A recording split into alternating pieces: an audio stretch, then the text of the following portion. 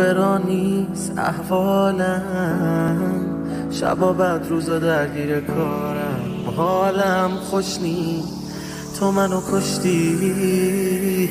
پشت پنجره میشینم و خنده این پشنی، اخمام تو هم قصه ها کوهن، انگار مجبورم که ازت دورم. بی تو این شبها چقدر شومن، چقدر رفتارت تأثیر داره رو من.